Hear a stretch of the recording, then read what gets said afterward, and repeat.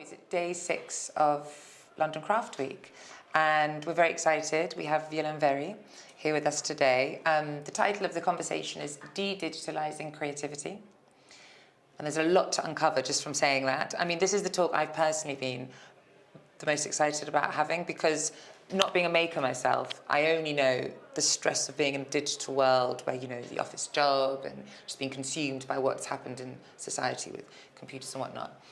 But I'm yet to know what's on the other side of that. And when I met Violaine, I heard this incredible story about somebody who's had that, and her work is here to sort of showcase for that. And yes, please go ahead. Who are you, Violaine, and tell us your story.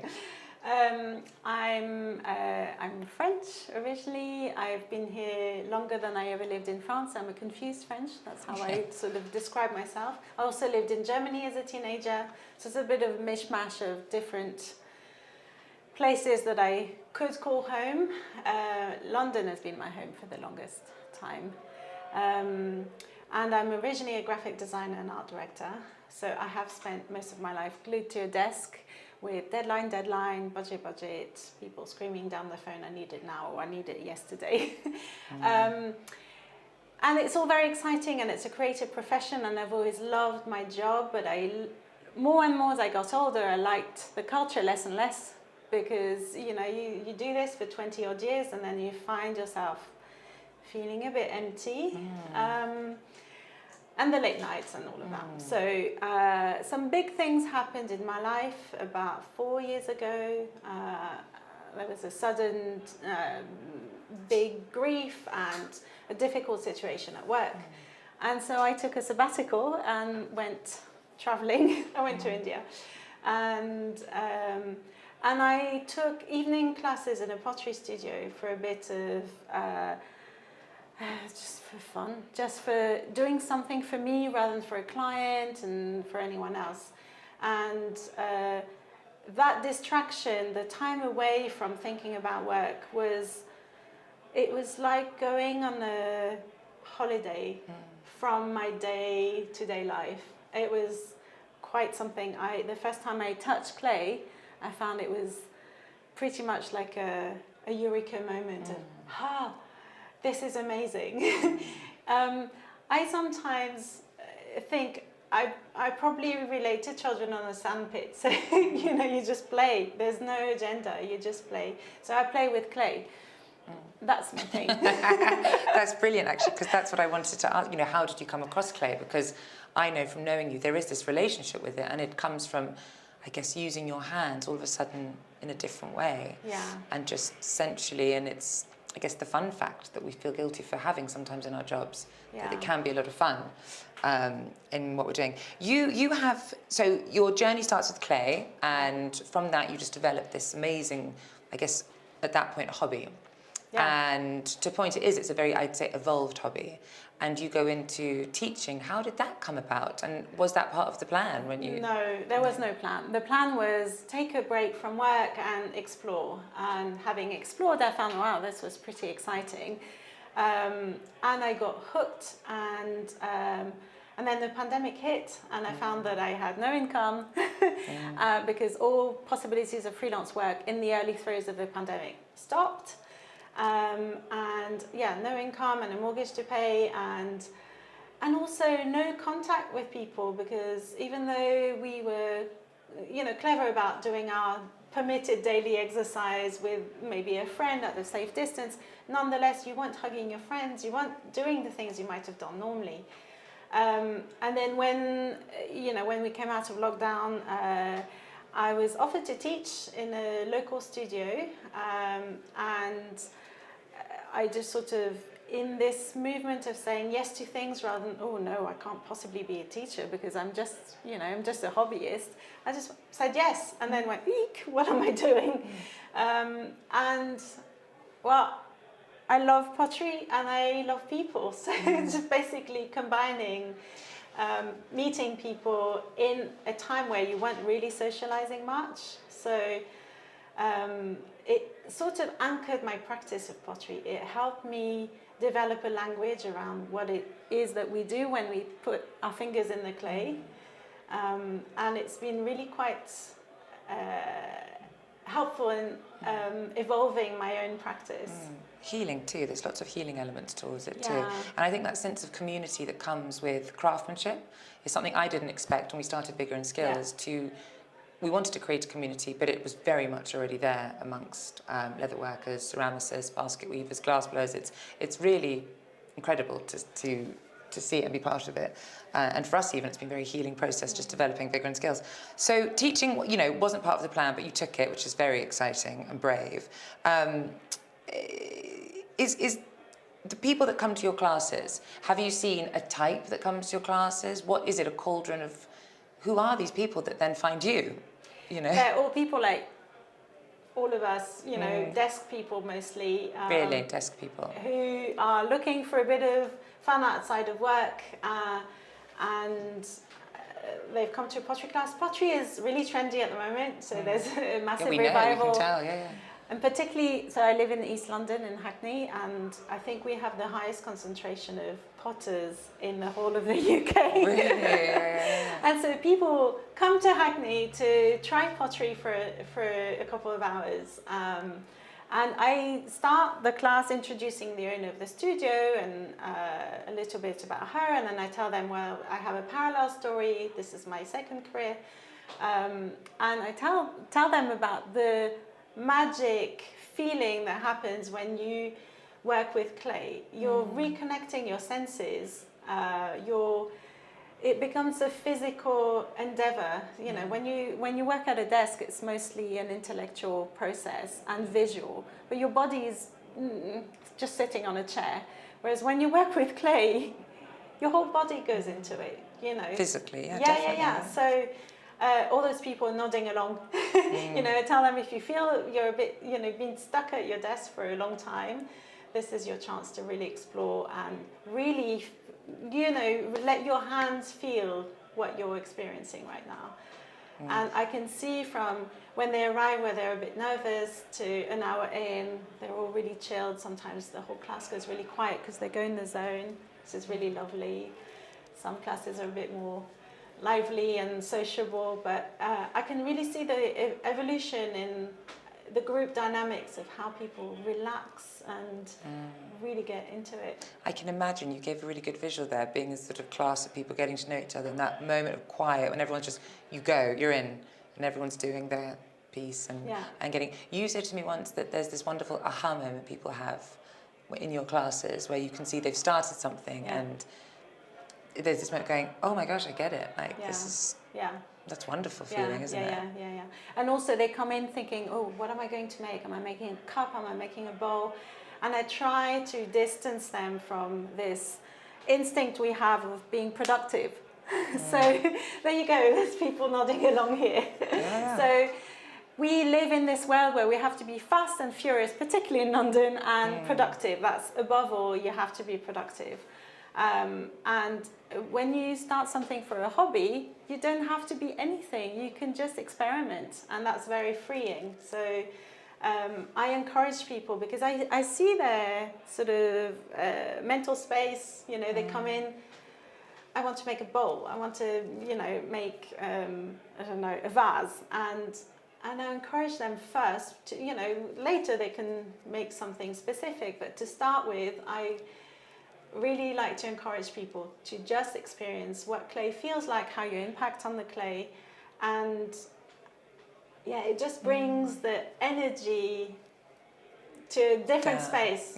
Energy is a bit of a woo-woo word, but everyone, each craft has their own version of it. We've had jewellery, leather workers, everyone sort of sit up here, knitwear, and the energy behind how you're making, which I guess in the big bad world that we live in, in most industries you don't have time to think about that. You're just churning out what you do, and so who knows what frequencies or energies you're sort of handing out to people.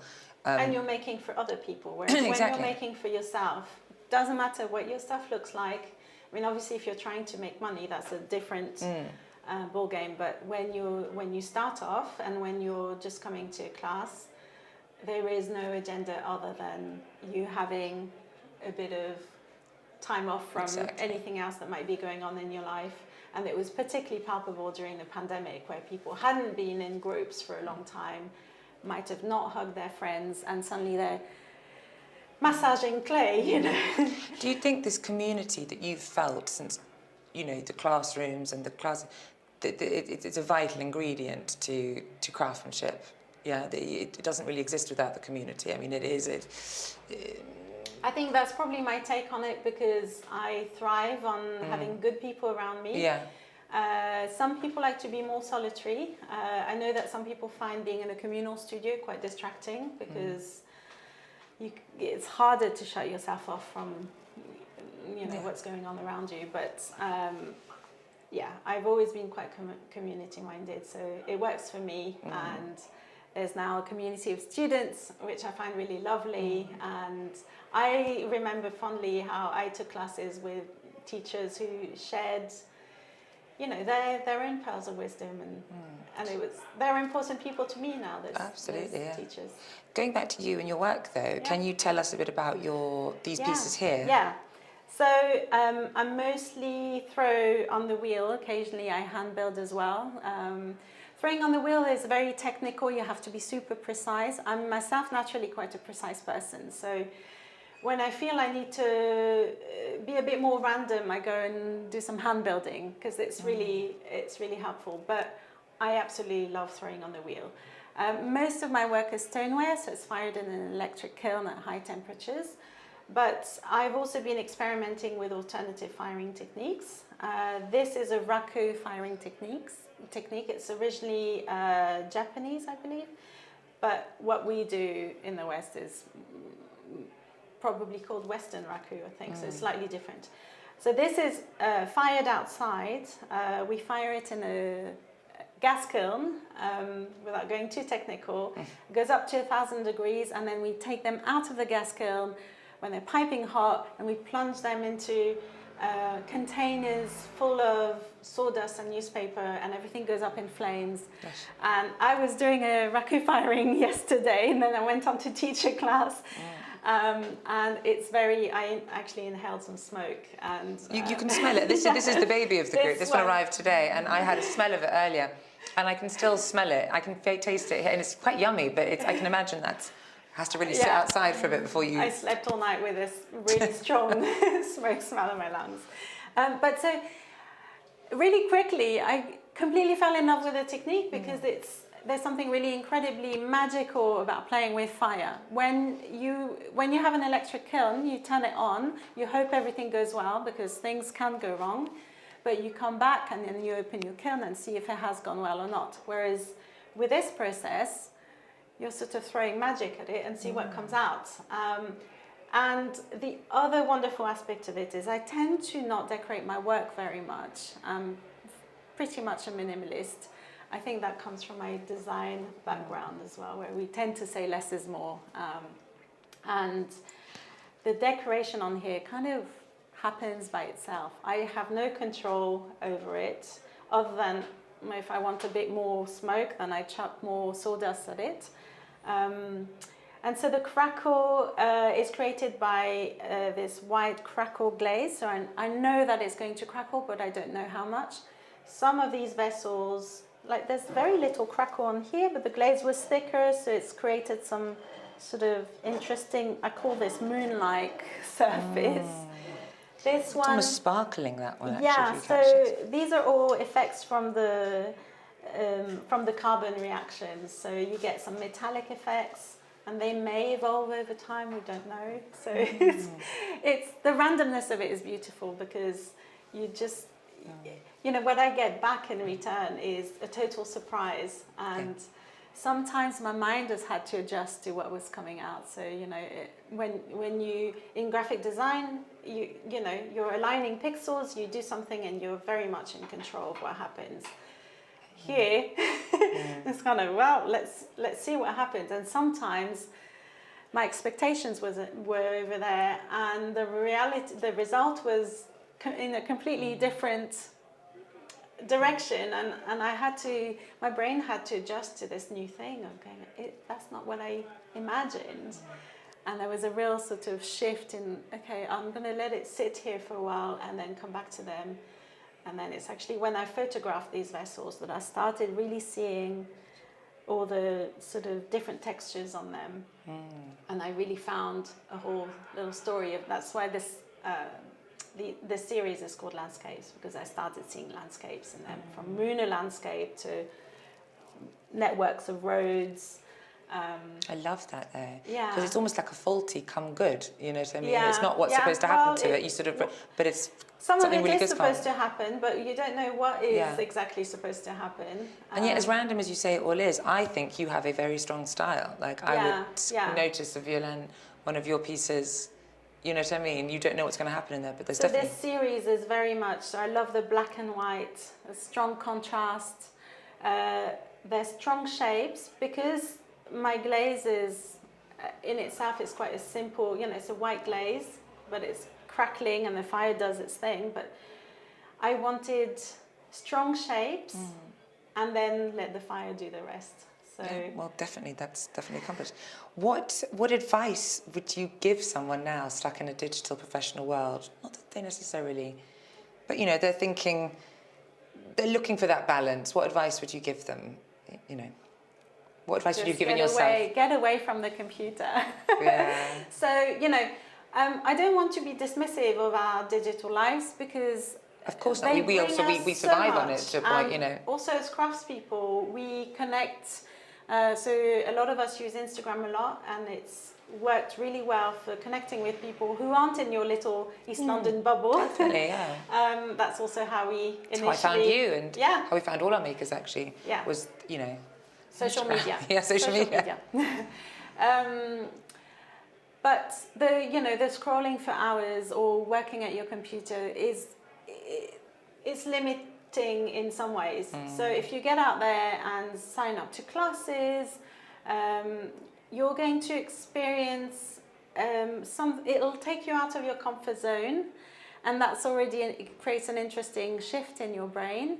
But if you find something manual, it engages a different part of your brain, and it's a known thing. They use pottery a lot in art therapy.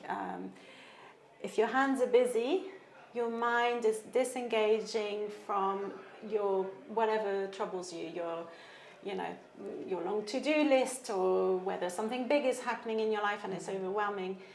Your brain then turns to the thing that you are making in the present moment. So people who practice mindfulness are familiar with this concept. But when you're making, similarly to cooking... that's what I was thinking, actually. Yeah, exactly. So I see sometimes people in class who say, oh, I do a lot of baking.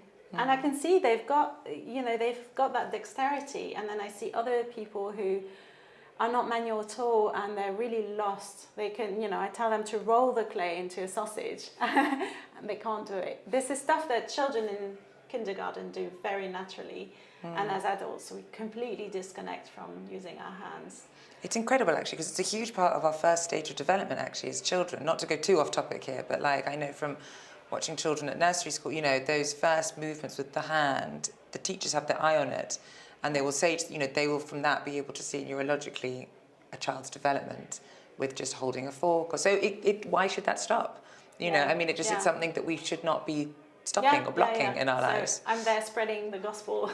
Exactly. Well, use your hands. Use your hands. Well, someone said something really lovely yesterday who came for one of the talks. She said she was a graphic designer too, and she's had the same experience with you, but sort of gone into jewellery. And she said, by using my hands, I was connecting to my heart again. Because your hand is the quickest way to connect to the heart arteries. So it makes sense that your body's doing just back in itself. I love that idea that it's... Because I get that feeling from when you talk about your work. It's this very sacred space where you can just, as much as you're switching off, you're also creating beautiful pieces. And the beautiful thing is almost secondary. Not quite, because you want to make beautiful things, but... the first thing is to find something that brings you joy. That's the very basic, and that's why people find hobbies. But I'm not sure that hobbies are such a... I mean, the crafts are having a massive revival, but hobbies used to be a thing that our grandparents used to have. I don't know that it was, you know? Don't think I have a hobby, if I'm honest. I don't think but I want a hobby. You don't have time because you're so busy with us. So busy with you guys. If someone asked you what's next, would you have even an answer for that? I mean, you don't have to answer that. I mean, what's next for Vivi Ceramics? Is there... You know? I don't know. More exhibitions. I constantly want to make more, and there is so much to learn. I have to say, going into ceramics is a massive opening into a whole world, and I've only scratched the surface. So I'm that's exciting. 4-5 years in, and I consider myself very much a beginner. That's good to hear. Yeah, so sometimes it's a bit overwhelming. And then I remind myself, yeah, but I am also 4 years in, and I've got knowledge, and I'm having fun with it. A success. Yeah. It's going well. Thank you. Thank you very much. Does anyone have any questions that they'd like to ask Violaine?